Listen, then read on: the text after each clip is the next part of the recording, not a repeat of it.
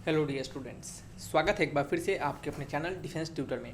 आज के इस वीडियो में हम बात करेंगे कोस्ट गार्ड नाविक जीडी के रिगार्डिंग सेक्शन 2 के फिजिक्स के चैप्टर थर्मोडायनामिक्स के रिवीजन सेशन को। इस टॉपिक में या फिर कह सकते हैं इस वीडियोज़ में आपको हम थर्मोडायनामिक्स से रिलेटेड जितने भी इंपॉर्टेंट फॉर्मूलाज होते हैं वो एक वीडियोज़ में कंप्लीट किया जाएगा।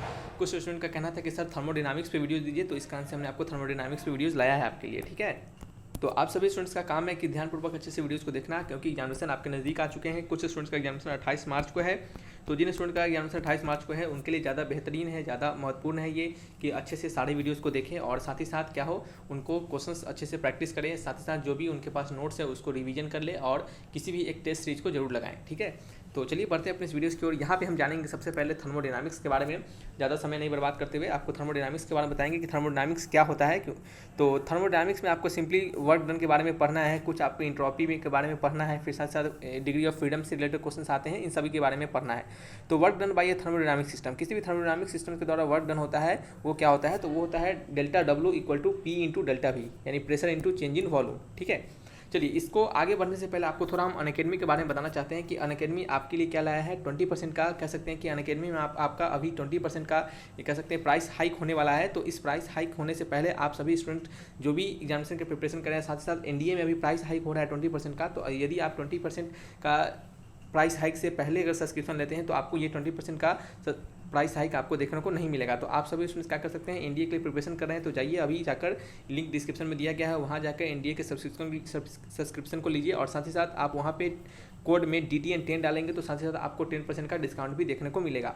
तो प्राइस हाइक होने से पहले आप सभी इस ऑफर का जल्दी से जल्दी लुत्फ उठाइए। ठीक है, तो आगे हम बढ़ते हैं। इसमें कुछ और है आपके कि जस्ट लाइक आपके इंडिया में यदि आप 6 मंथ का सब्सक्रिप्शन लेते हैं तो आपको 6 मंथ का SSB सब्सक्रिप्शन फ्री मिलेगा और साथ ही साथ 12th मंथ के सब्सक्रिप्शन के साथ 12th मंथ का SSB आपका प्रिपरेशन का सब्सक्रिप्शन भी आपको फ्री में दिया जाएगा। साथ ही साथ यही चीज़ आपके CDS FCAT और CAPF के रिगार्डिंग भी है।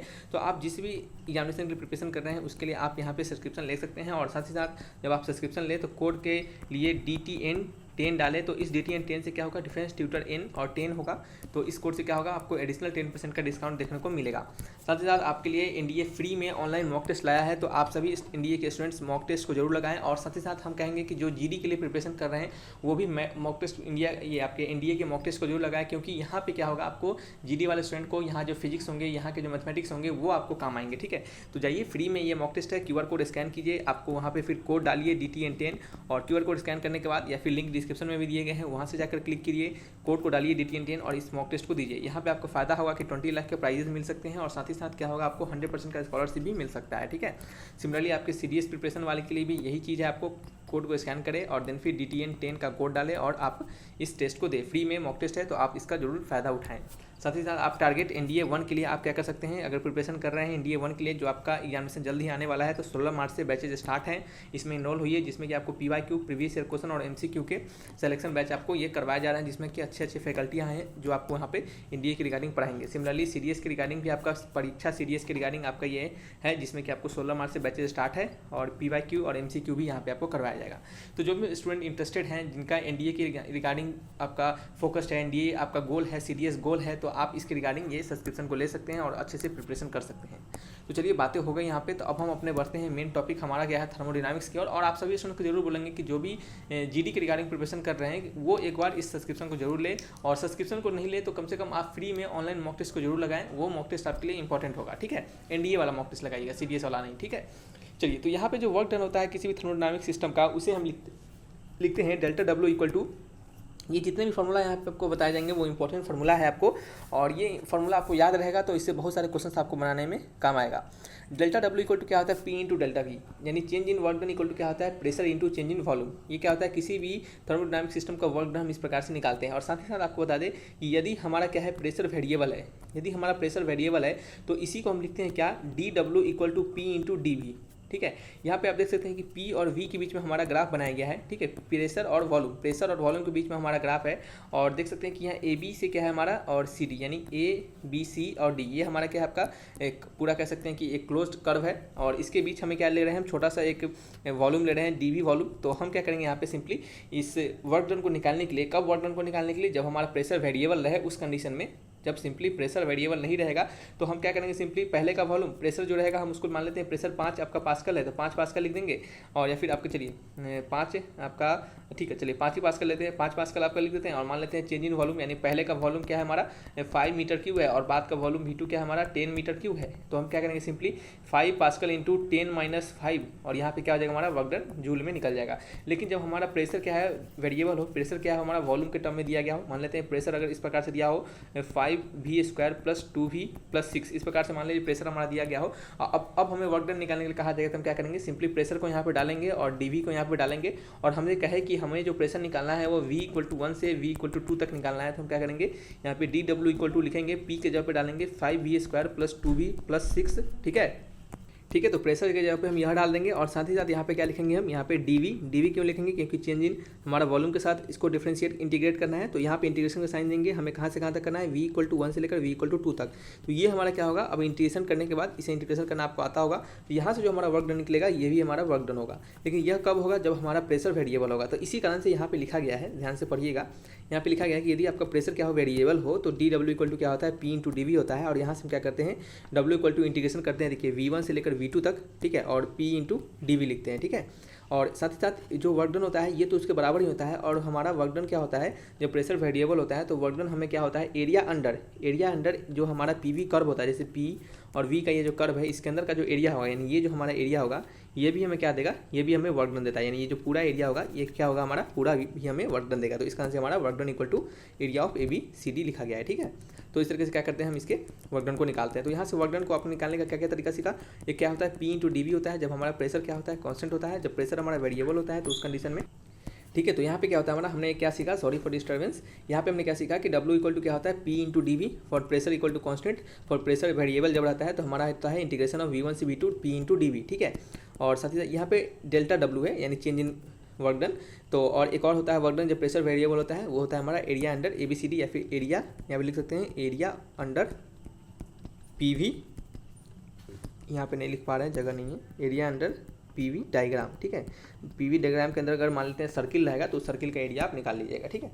इस तरीके से क्या करेंगे हम वर्क डन को फाइंड करेंगे। ये कहानी आपको खत्म हो चुका है। अब हम यहाँ पे बढ़ने वाले हैं आगे, जो हमारा मेन कहानी है फर्स्ट लॉ ऑफ थर्मोडायनामिक्स के बारे में। जल्दी से जल्दी हम यहाँ पे कवर करेंगे क्योंकि यहाँ पे हमें कुछ ज़्यादा बताना है तो वीडियो ज़्यादा लंबा ना हो जाए। तो फर्स्ट लॉ ऑफ थर्मोडायनामिक्स में क्या बताता है कि चेंज इन जो आपका हीट होता है वो आपका कहाँ पे जाता है, इंटरनल एनर्जी में जाता है और आपके वर्क डन में जाता है। किसी भी बॉडी को हीट देते हैं तो उसका हीट जो होता है वो आपके इंटरनल एनर्जी में जाता है उसके, और उसके वर्क डन में जाता है, ठीक है। तो यहाँ से हमें यह भी पता चलता है कि चेंज इन इंटरनल एनर्जी होता है वो क्या होता है कि नेट हीट माइनस क्या होता है आपका वर्क डन होता है, ठीक है। तो ΔU = क्या हो गया, Q - W हो गया। तो ये फॉर्मूला से आपका क्वेश्चन बनता है, तो इसे याद रखिएगा। साथ ही साथ आपका work done in cyclic process, किसी भी साइक्लिक प्रोसेस में, साइक्लिक प्रोसेस मतलब क्या हो, जो एक साइकिल में चल रहा हो। जैसे आप देखेंगे यहाँ पे कि एक बॉडी जो है वो आपका मान लेते हैं D से स्टार्ट हो रहा है, फिर E पे जा रहा है, फिर E के बाद C पे जा रहा है, फिर C के बाद F के जा रहा है, फिर F के बाद D पे चला जा रहा है। तो ये प्रोसेस कैसा हो गया हमारा, ये पूरा प्रोसेस हमारा साइक्लिक प्रोसेस हो गया, ठीक है। तो इस साइक्लिक प्रोसेस का जो वर्क डन होता है वो क्या होता है, तो वो हमारा होता है एरिया अंडर DECFD, यानी DECFD यानी कहना मतलब उस पूरा जो हमारा साइकिल होगा, यानी पूरा जो हमारा लूप बनेगा उस लूप का जो एरिया होगा वही हमारा क्या होगा, वर्क डन होगा। या फिर यहाँ पे लिखा भी क्या है कि एरिया ऑफ क्लोज लूप, क्या लिखा गया, एरिया ऑफ क्लोज्ड लूप, ठीक है। चलिए बढ़ते हैं नेक्स्ट टॉपिक क्या है हमारा आगे। नेक्स्ट आगे है एक और बात है यहाँ पे कि जब हम साइक्लिक प्रोसेस में वर्क डन को निकालेंगे तो यहाँ पे हमें साइन का ध्यान रखना पड़ता है, क्योंकि जब भी आपके क्वेश्चन आएंगे आपके आंसर में तो साइन साथ में दिया जाएगा। जैसे मान लेते हैं कि आपका आंसर जो वर्क डन में आ रहा है 20, तो ऑप्शन होगा +20 -20, एक ऑप्शन होगा 40 होगा तो एक -40 भी होगा, तो प्लस माइनस दोनों में दिया जाएगा। तो आप कैसे पता करेंगे कि प्लस होगा हमारा वर्क डन कि माइनस होगा वर्क डन, तो उसके लिए आपको क्या करना पड़ेगा, देखना पड़ेगा कि हमारा जो वर्क डन आ रहा है वो जो हमारा साइकिल है, ठीक है। तो हमें कैसे पता चल पाएगा कि हमारा वर्क डन नेगेटिव है या फिर पॉजिटिव है। तो यहाँ पे लिखा गया कि if plot is clockwise then net work done of the system will be negative. यदि आपका प्लॉट जो होगा, यानी जो आपका कह सकते हैं कि जो हमारा कर्व होगा, साइक्लिक कर्व जो होगा, या फिर कह सकते हैं सर्कुलर लूप जो होगा, देख सकते हैं यहाँ पे जो क्लोज लूप होगा, यदि वो क्या होगा आपका साइक्लिक होगा, यानी क्लॉकवाइज होगा। तो क्लॉकवाइज मतलब क्या होगा, इस प्रकार से, ठीक है, इस प्रकार से। और एंटी क्लॉकवाइज मतलब क्या होगा आपका, इस प्रकार से। तो देख सकते हैं कि यहाँ पे हमारा जो कर्व है वो क्या आपका क्लॉकवाइज जा रहा है, ठीक है, ये क्लॉकवाइज कर्व है। तो हमारा जो क्लॉकवाइज कर्व होगा यदि, तो हमारा जो वर्क डन होगा वो क्या होगा आपका पॉजिटिव होगा। क्या होगा आपका वर्क डन यहाँ पे क्या होगा आपका पॉजिटिव होगा।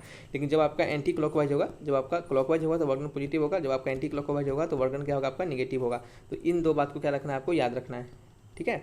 चलिए, क्योंकि ये साइन बनाते समय आपको ध्यान रखना होता है, क्योंकि साइन अगर गलती हुआ तो समझिए आपका सारा मेहनत गलती हो गया, ठीक है। देखिए साइक्लिक प्रोसेस में क्या कहा जाता है कि साइक्लिक प्रोसेस में जो चेंज इन इंटरनल एनर्जी होता है वो क्या होता है आपका जीरो के बराबर होता है। तो आपको याद रखना है कि किसी भी साइक्लिक प्रोसेस में जो चेंज इन इंटरनल एनर्जी जो होता है वो क्या होता है हमारा जीरो के बराबर होता है, यानी delta U equal to zero होता है। ठीक है, इससे आपको डायरेक्टली थ्योरेटिकल क्वेश्चन भी पूछ सकता है। तो यहाँ पे आप देख सकते हैं कि फर्स्ट लॉ ऑफ थर्मोडायनामिक्स से हमने सीखा है कि डेल्टा यू इक्वल टू क्या होता है क्यू माइनस डब्ल्यू होता है। तो यहाँ पे जब हमारा डेल्टा यू जो क्या हो गया हमारा जीरो हो गया तो क्यू इक्वल टू क्या निकल गया हमारा डब्ल्यू निकल गया। किस कंडीशन में, जब हमारा साइक्लिक प्रोसेस हो तब। जब आइसोलेटेड सिस्टम होता है, यानी आइसोलेटेड सिस्टम मतलब क्या होता है हमारा कि जो सभी तरफ से क्या हो आपका आइसोलेशन के साथ उसको किया गया, यानी कह सकते हैं कि टेम्परेचर डिफरेंस ये सभी कुछ आपका वहाँ पे नहीं होगा, यानी टेम्परेचर एक प्रकार से कांस्टेंट रहा है। ठीक है, तो आइसोलेटेड सिस्टम में क्या होता है हमारा एक क्यू और डब्ल्यू क्या होता है हमारा जीरो होता है। ठीक है, और साथ ही साथ हमारा जब क्यू और डब्ल्यू जीरो हो गया तो डेल्टा यू भी क्या हो गया हमारा जीरो हो गया, यानी इसका मतलब हुआ कि आइसोलेटेड सिस्टम में हमारा क्यू डब्ल्यू और डेल्टा यू तीनों क्या होते हैं जीरो होते हैं। आइसोबेरिक प्रोसेस मतलब क्या होता है जहाँ पर प्रेशर हमारा कॉन्स्टेंट होता है, तो किसी भी जगह पर जब प्रेशर कॉन्स्टेंट होगा तो वर्क डन हमने सीखा है कि क्या होता है पी इंटू डेल्टा भी। हमने स्टार्टिंग में ही पढ़ा था कि जब हमारा प्रेशर कॉन्स्टेंट होता है तो वर्क डन होता है पी इंटू डेल्टा भी।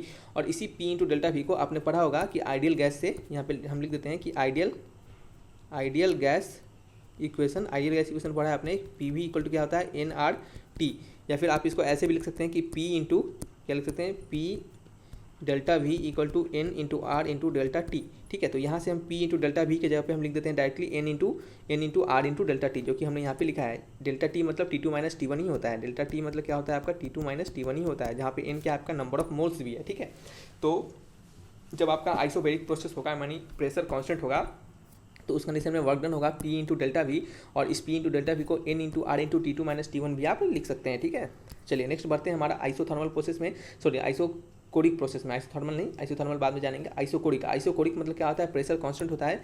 जब प्रेशर कांस्टेंट होगा तो चेंज इन वॉल्यूम क्या होगा जीरो होगा, तो हमारा वर्क डन भी क्या हो जाएगा जीरो हो जाएगा। जब वर्क डन हमारा जीरो हो जाएगा तो फर्स्ट लॉ ऑफ थर्मोडायनामिक्स से डेल्टा यू इक्वल टू क्या होता है क्यू माइनस डब्ल्यू होता है। तो डब्ल्यू जब हमारा जीरो हो गया तो क्यू इक्वल टू क्या हो गया डेल्टा यू के बराबर हो गया। उसी प्रकार आइसोथर्मल प्रोसेस में क्या होता है हमारा, तो आइसोथर्मल प्रोसेस में टेम्परेचर कांस्टेंट होता है तो यू इक्वल टू क्या हो जाता है हमारा चेंज इन आपका जो इंटरनल एनर्जी होता है वो क्या होता है आपका जीरो होता है। ठीक है, क्योंकि चेंज इन इंटरनल जो एनर्जी जो होता है वो N C V delta T होता है, जो कि हम आपको आगे बताएंगे। ठीक है, तो हम आपको आगे बताएंगे कि डेल्टा यू हमारा N C B delta T कैसे हो गया। तो आपको सिंपली याद रखना है कि जब यहाँ पे देखेंगे कि N C B delta T के बराबर होता है, क्या होता है डेल्टा यू जो होता है N C B delta T के बराबर होता है। तो यहाँ पे जब हमारा टेम्परेचर कांस्टेंट हो गया आइसोथर्मल प्रोसेस में तो हमारा ये जीरो हो गया, तो हमारा डेल्टा यू भी क्या हो गया हमारा जीरो हो गया। ठीक है, तो इस कारण से आप याद रखिए कि हमारा जो आइसोथर्मल प्रोसेस होता है उस कंडीशन में हमारा जो डेल्टा यू होता है वो क्या होता है हमारा जीरो के बराबर होता है। ठीक है, और साथ ही साथ जब डेल्टा यू जीरो के बराबर हो गया तो क्यू इक्वल टू क्या हो गया हमारा डब्ल्यू हो गया। और एक और होता है यहाँ पे कि जब हमारा आइसोथर्मल प्रोसेस होता है तो P one V one equal to क्या होता है पी टू वी टू। कैसे देखिएगा, जब हमारा पी वी इक्वल टू क्या होता है एन आर टी होता है। जब ये हमारा टी कांस्टेंट हो गया और आर यूनिवर्सल गैस कांस्टेंट है, नंबर ऑफ मोल्स कांस्टेंट ही रहेगा, तो हमारा पी वी इक्वल टू क्या हो गया कांस्टेंट हो जाता है। तो यहाँ से हम लिख सकते हैं P one V one equal to P two V two. तो ये हमारा रिलेशन यहाँ पे आता है और यहाँ पे हम इसको V two upon V one equal to P one upon P two भी लिखते हैं। ठीक है, चलिए यहाँ से आपको क्या याद रखना है, एक और बात यहाँ पे ध्यान रखिए कि यहाँ पे जो हमारा आइसोथर्मल कंडीशन होता है यहाँ पे जो हमारा वर्क डन होता है। ठीक है, देखिए हमने सभी अलग अलग कंडीशन में आपको वर्क डन सिखाया है। साइक्लिक प्रोसेस में हमारा work done change in heat के बराबर होता है, सॉरी सिंपली हीट के बराबर होता है। आइसोलेटेड सिस्टम में हमारा वर्क डन सभी क्या होते हैं जीरो होते हैं। आइसोबेरिक प्रोसेस में हमारा वर्क डन क्या होता है इसके बराबर होता है। आइसोकोरिक प्रोसेस में हमारा वर्क डन जीरो होता है। आइसोथर्मल प्रोसेस में हमारा वर्क डन क्या होता है N R T log of E P one upon P two या फिर N R T log of E V two upon V one. ये आपको याद रखना है, ये प्रूफ से आता है। तो यहाँ पर हम तो प्रूफ करके नहीं दिखाएंगे आपको ना, सिंपली तो ये आपको याद रखना पड़ेगा। ठीक है, ये आपको डायरेक्टली इसे क्वेश्चन पूछ देता है कि बताइए आपका आइसोथर्मल प्रोसेस में वर्क डन क्या होता है, इस पर आपको न्यूमेरिकल भी पूछ देगा। ठीक है, तो एक बात आपको और याद रखना है, क्या बात है वो कि P one upon P two और V two upon V one में अगर आपको कन्फ्यूजन रहे तो आप इस रिलेशन को याद रखिएगा। ठीक है, इस रिलेशन को याद रखेंगे तो आप देख सकते हैं कि P one V one equal to क्या होता है पी टू वी टू होता है। तो यहाँ से V two upon V one किसके बराबर हो जाएगा P one upon P two के हो जाएगा। तो एन आर टी और लॉग ऑफ ई तो सब में है, N R T log of E तो सब में है, लेकिन यहाँ से आप देख सकते हैं जब हमारा V two upon V one होगा तो पी वन के यानी प्रेशर के टर्म में हमारा P one upon P two होगा। कभी कभी क्वेश्चन में क्या होता है आपको बाद वाला वॉल्यूम पहले वाला वॉल्यूम दिया रहता है तो आप इस फॉर्मूला को लगा लेंगे, लेकिन कभी कोई कंडीशन में क्या होता है कि पहले वाला प्रेशर और बाद वाला प्रेशर दिया रहता है तो प्रेशर के लिए हम क्या करते हैं हमारे इस फॉर्मूला को लगाते हैं। ठीक है, इस वाले फॉर्मूला को, तो इस बात का आपको थोड़ा सा ध्यान रखना है। और साथ ही साथ जब हमारा क्या होता है जब हमारा ये लॉग जो होता है आपका ई बेस पे ना रह के क्या रहे आपका 10 बेस पे रहे तो हमारा जो फॉर्मूला हो जाता है ये आपका इसमें कन्वर्ट हो जाता है। ठीक है, तो ये फॉर्मूला कब यूज होता है 2.3026 ये जब हमारा लॉग 10 बेस पे होता है, और ये फॉर्मूला कब यूज होता है जब हमारा लॉग ई बेस पे होता है। जनरली इस फॉर्मूला पे आपको क्वेश्चन नहीं पूछे जाएंगे, मोस्ट ऑफ द टाइम आपको इसी फॉर्मूला पे क्वेश्चन दिए जाएंगे। ठीक है, चलिए बढ़ते हैं नेक्स्ट आपका क्वेश्चन नंबर 6 की ओर। नंबर 6 में लिखा जा रहा है कि adiabatic process. What is adiabatic process? Adiabatic process वह प्रोसेस होता है जिसमें कि हमारा क्या होता है, नोट हीट एक्सचेंज, यानी कोई हीट एक्सचेंज नहीं होता है, जहाँ की डेल्टा क्यू जो होता है, या फिर सिंपली कह सकते हैं कि क्यू जो होता है वो आपका जीरो के बराबर होता है। तो क्यू जब जीरो के बराबर हो गया तो यू जो हो गया यानी चेंज इन इंटरनल एनर्जी जो हो गया क्या हुआ, हमारा वर्क डन के बराबर हो गया, या फिर आप कह सकते हैं कि वर्क डन जो हो गया minus times of change in internal energy के बराबर। तो एडियाबेटिक प्रोसेस में हमारा वर्क डन क्या होता है, minus times of delta U के बराबर होता है, ठीक है। और साथ ही साथ एडियाबेटिक प्रोसेस के दौरान क्या होता है, हमारा एक रिलेशन भी होता है प्रेशर और वॉल्यूम के बीच, वो क्या होता है, वो होता है हमारा पीवी पे पावर गामा बराबर कांस्टेंट, ठीक है। जब आपका एडियाबेटिक प्रोसेस होता है तो पीवी पे पावर गामा बराबर कांस्टेंट होता है, जहाँ पे गामा जो होता है वो सीपी अपॉन सीबी होता है। सीपी और सीबी क्या होता है वो हम आगे पढ़ेंगे, पहले सिंपली याद रखिए कि गामा इक्वल टू क्या होता है, सीपी अपॉन सीबी, यानी ऊपर प्रेशर नीचे वॉल्यूम। जैसे आपने याद रखा है कि पीवी इक्वल टू एनआरटी होता है ना, तो पहले पी आता है बाद में भी आता है, तो यहाँ पे गामा इक्वल टू ऊपर पी आएगा नीचे भी आएगा। ये आप याद करने के तरीका से हम आपको बता रहे हैं कि ऐसे भी आप याद रख सकते हैं, ठीक है। फिर क्या होता है, यहाँ से जब हमारा P V equal to constant आता है तो वहाँ से हम P V equal to N R T का रिलेशन यूज करके, आइडियल गैस इक्वेशन का यूज करके हम टी और वी के बीच में रिलेशन निकालते हैं, जो कि होता है हमारा टी इंटू वी पे पावर गामा माइनस वन बराबर कॉन्स्टेंट। और टी और पी के बीच में जब हम रिलेशन यूज करते हैं इसका और इसका यूज करके, तो वो आता है हमारा टी पे पावर गामा बटे पी पे पावर गामा माइनस वन बराबर कॉन्स्टेंट, ठीक है। चलिए यहाँ से हमारा ये हो गया। फिर work done in adiabatic process, किसी भी एडियाबेटिक प्रोसेस में वर्क डन क्या होता है हमारा, तो वो होता है हमारा one upon gamma minus one P1 V1 minus P2 V2। तो ये आपको याद रखना है, या फिर आप इसको लिख सकते हैं NR बटे gamma minus one T1 minus T2, ठीक है। ये किसके टर्म में हो गया, ये टेम्परेचर के टर्म में हो गया, ये हमारा प्रेशर और वॉल्यूम के टर्म में होगा, ठीक है। तो ये दोनों फॉर्मूला आपको याद रखना है फॉर एडियाबेटिक प्रोसेस के लिए।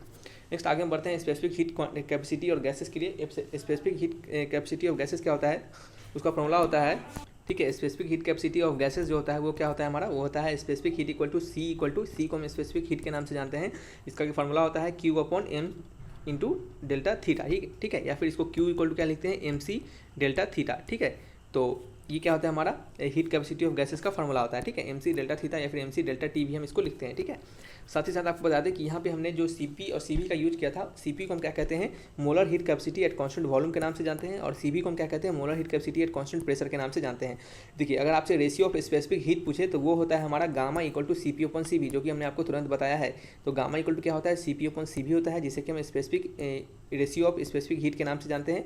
और अगर आपसे रिलेशन पूछे सी वी और यू के बीच में, यानी इंटरनल एनर्जी और सी वी के बीच में, तो हमने अभी आपको बताया था कि डेल्टा यू इक्वल टू क्या होता है, N C V delta T के बराबर होता है।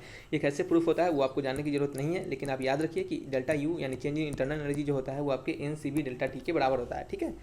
साथ ही साथ आपको बता दें कि जब भी हम क्या करें, किसी भी दो गैसेस के मिक्सचर को क्या करें, हम किसी भी दो गैसेस को मिला दे यानी मिक्सर का बना दे उसका, तो उस मिक्सर का हमें अगर स्पेसिफिक हीट पूछे तो हम कैसे निकालेंगे, तो ये आपके लिए इंपॉर्टेंट है। हो सकता है इसके फॉर्मूला पे आपको न्यूमेरिकल पूछ दे, तो ये आपको याद रखना है कि किसी भी स्पेसिफिक यानी किसी भी दो गैसेस को अगर मिक्स कर दे तो उसका जो स्पेसिफिक हीट होता है मिक्सचर का, उसको हम कैसे निकालते हैं, तो सी भी उसका निकालते हैं, यानी उसका हम कॉन्स्टेंट वॉल्यूम पे उसका अगर हम हीट कैपेसिटी निकाले तो वो होता है हमारा N1 CV1, यानी पहले वाले का गैसेस का मोल्स इंटू पहले वाले गैसेस का मोलर वॉल्यूम।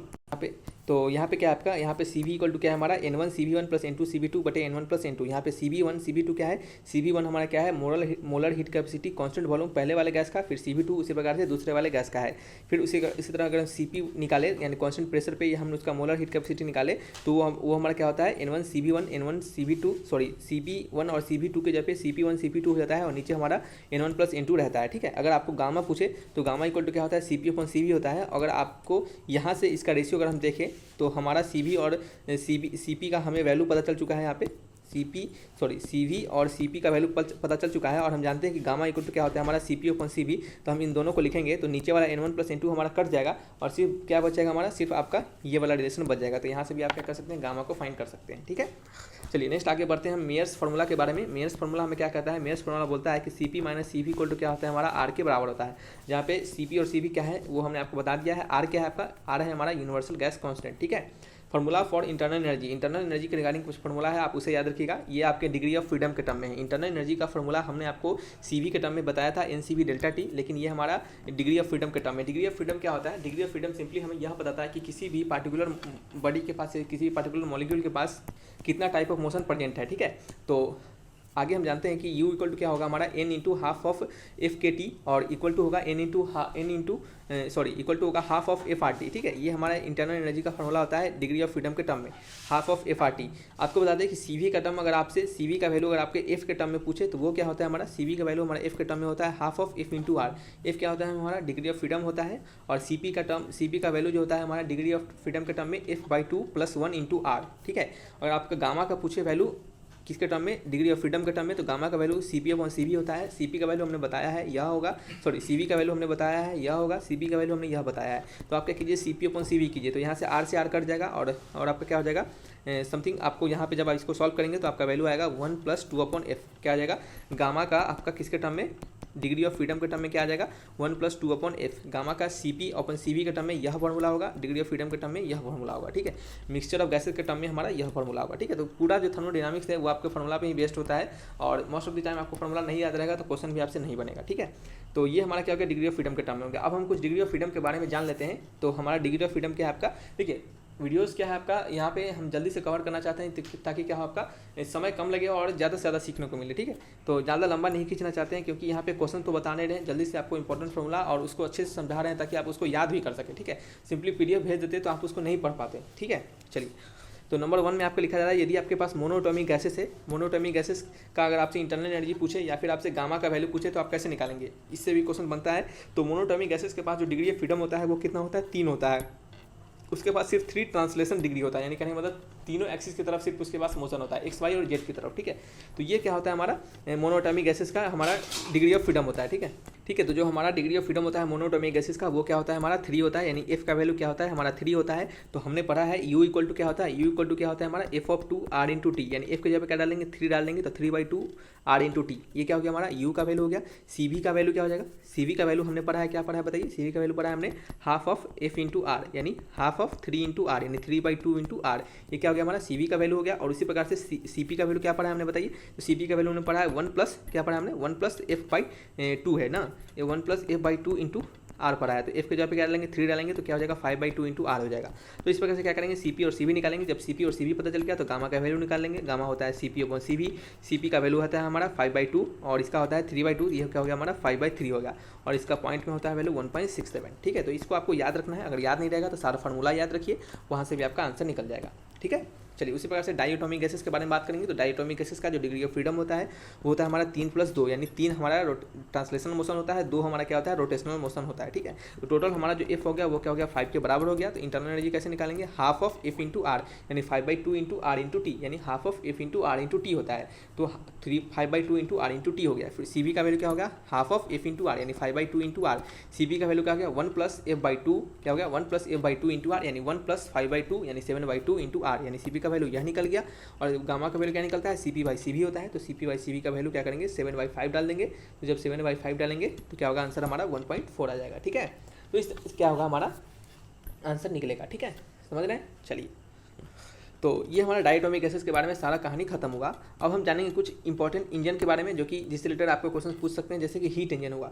इसमें क्या होता है सिंपली एक हमारा सिस्टम होगा जिसमें कि क्या करेंगे हम हीट सप्लाई करेंगे। मान लेते हैं Q1 times of heat supply करते हैं, तो यह जो हीट होगा वो कुछ वर्क डन में जाएगा, यानी इस इंजन से कुछ हमारा क्या होगा, इस इंजन से हमारा कुछ वर्क होगा, कुछ भी तो वर्क होगा ना। इंजन अब लगाए हैं तो इसी तरह थोड़ी उसमें तेल हम फूकने के लिए लगाए हुए हैं, तेल हम उसमें डालेंगे। जैसे मान लेते हैं गाड़ी का इंजन हो गया, उसमें भी हम जब तेल डालते हैं या फिर हीट सप्लाई करते हैं तो उसका हम कुछ वर्क लेते हैं। ठीक है, और कुछ वर्क होने के बाद कुछ वर्क हमारा हीट रिजेक्टेड भी हो जाता है, यानी कुछ बाहर भी निकल जाता है। ठीक है, कुछ हमारा बर्बाद हो जाता है हीट, तो ऐसा भी हो सकता है। तो मान लेते हैं Q1 हीट सप्लाई कर रहे हैं, W वर्क कर रहे हैं, और हमारा Q2 क्या हो रहा है हमारा वर्क, ये हीट क्या हो रहा है हमारा बाहर निकल जा रहा है। तो आपसे पूछेगा कि यहाँ से बताइए वर्क डन कितना हो जाएगा, तो वर्क डन इक्वल टू क्या हो जाएगा हमारा Q2 - Q1, क्या हो जाएगा Q2 - Q1 के बराबर हो जाएगा। ठीक है, तो यहाँ से हमारा इफिशिएंसी क्या हो जाएगा, इफिशिएंसी हो जाएगा net work done upon initial आपका जो आपने डाला है, यानी इनिशियल आपने जो हीट सप्लाई किया है उसके बराबर। तो हमारा यहाँ से W/Q1 हो गया। तो W का वैल्यू क्या होता है हमारा Q2 - Q1 होता है, अपॉन क्या है हमारा Q1 है, तो यहाँ से 1 - Q2/Q1 के बराबर हो गया। तो हमारा जो इफिशिएंसी हो गया वो क्या हो गया हमारा 1 - Q2/Q1। तो आपको याद रखना है 1 - Q2/Q1, यानी आपका जो हीट सप्लाई किया उसको आपको नीचे लिखना है, और हीट जो आपका इजेक्ट हुआ वो उसको आपको ऊपर लिखना है। ठीक है, तो इफिशिएंसी कितना हो गया हीट इंजन का 1 - Q2/Q1 के बराबर हो गया। उसी प्रकार से हम बात करेंगे इफिशिएंसी ऑफ कार्नट इंजन का। आपको बताते हैं कि कार्नट इंजन का सबसे मैक्सिमम इफिशिएंसी होता है। अगर आपसे कोई पूछे कि इफिशिएंसी किसका सबसे ज़्यादा मैक्सिमम होता है, तो कार्नट इंजन का सबसे ज़्यादा इफिशियंसी मैक्सिमम होता है। ठीक है, यहाँ पे आपको बताते हैं कि कार्नट इंजन का जो इफिशियंसी होता है वो क्या होता है 1 - Q2/Q1 होता है। फिर साथ ही साथ उसको आप 1 - T2/T1 भी लिखते हैं, तो ये आपको याद रहना चाहिए। आपको बता दें यहाँ पे कि P और V के बीच में हमारा कर्व दिया गया है। ठीक है, और हमारा सभी कर्व अलग अलग चीज़ को बता रहा है। जैसे कि यदि हमारा P और V के बीच का कर्व जो है वो इस प्रकार से हो, ठीक है, यानी नीचे से हो, तो ये हमारा क्या होता है आइसोथर्मल होता है। ठीक है, आइसोथर्मल मतलब क्या होता है बताइए, टेम्परेचर कांस्टेंट होता है। तो पी भी इक्वल टू क्या हो गया हमारा कांस्टेंट हो गया। तो पी के और v के बीच में कैसा कर्व बनेगा, रिलेशन कैसा बनेगा, p = 1/v, और इसका p = 1/v यानी p inversely proportional to v हो गया हमारा। तो इसका कर्व कैसा बनेगा हमारा, तो इसका कर्व हमारा बनेगा कैसा आपका, इस तरह से आपका हाइपरबोलिक टाइप। ठीक है, तो ये हमारा क्या होगा आइसोथर्मल कर्व हो गया। उसी प्रकार से हमारा ये एडियाबेटिक के लिए हो गया, फिर ये आपका आइसोथर्मल हो गया ये भी आपका, और ये क्या हो गया हमारा एडियाबेटिक हो गया। ठीक है, तो ये हमारा क्या हो गया कार्नट इंजन का जो कार्नट इंजन साइकिल होता है, ठीक है, उसी का क्या होता है ये डायग्राम होता है। कार्नट इंजन साइकिल का डायग्राम होता है जिसमें कि हमारा ये वाला और ये वाला लाइन हमें आइसोथर्मल के बारे में बताता है, और यह वाला लाइन और यह वाला लाइन हमारे एडियाबेटिक प्रोसेस के बारे में बताता है। ठीक है, यानी किसी भी कार्नट इंजन जो होता है वो दो प्रोसेस से मिलकर बना होता है। कौन सा प्रोसेस होता है, एडियाबेटिक प्रोसेस और आइसोथर्मल प्रोसेस। तो ये भी क्वेश्चन पूछ सकता है कि कार्नट इंजन किस किस प्रोसेस से मिलकर बना होता है। तो कार्नट इंजन जो बना होता है वो adiabatic process plus isothermal process से मिलकर बना होता है। ठीक है, चलिए अब हम बात करेंगे यहाँ पे नेक्स्ट हमारा क्या है कार्नट थ्योरम के बारे में। कार्नट थ्योरम भी हमें यही बताता है कि ईटा इक्वल टू यानी इफिशियंसी इक्वल टू 1 - T2/T1 होता है। ठीक है, और बताते हैं आपका कि can be maximum efficiency of heat engine, यानी सारे हीट इंजन का जो सबसे मैक्सिमम इफिशियंसी होता है वो कार्नट इंजन का ही होता है, जो कि यहाँ पे लिखा गया है। ठीक है, तो ये हमारा क्या होता है, जो भी इंपॉर्टेंट चीज़ है जो कि खत्म हो गया हमारा यहाँ पे, सिर्फ एक टॉपिक बचता है, उसको आपको थोड़ा बता देते हैं कि इंट्रोपी क्या होता है। इंट्रोपी जो होता है जिसे कि हम डेल्टा एस से डिनोट करते हैं वह बराबर होता है डेल्टा Q/T के। ठीक है, तो इंट्रोपी इक्वल टू क्या हो गया डेल्टा Q/T के बराबर हो गया। ठीक है, तो ये क्या था आपको थर्मोडायनामिक्स के इंपॉर्टेंट क्वेश्चंस, इंपॉर्टेंट कंसेप्ट जो कि आपको हम यहाँ बताया है, जो कि आपको सारा याद रहना चाहिए। और इस पे लास्ट टाइम में क्वेश्चंस तो आप बना नहीं सकते, लेकिन जितना हो सके ट्राई कीजिए बनाने का, वो आपके लिए हेल्पफुल होगा। ठीक है, या फिर सारा फॉर्मूला याद रखिए, आपको डेफिनेट तौर पर एग्जामिनेशन में काम आएगा। ठीक है, चलिए रखते हैं इस वीडियो को यहीं पे, मिलेंगे नेक्स्ट वीडियो में। थैंक्स फॉर वॉचिंग वीडियो, तब तक के लिए बाय बाय।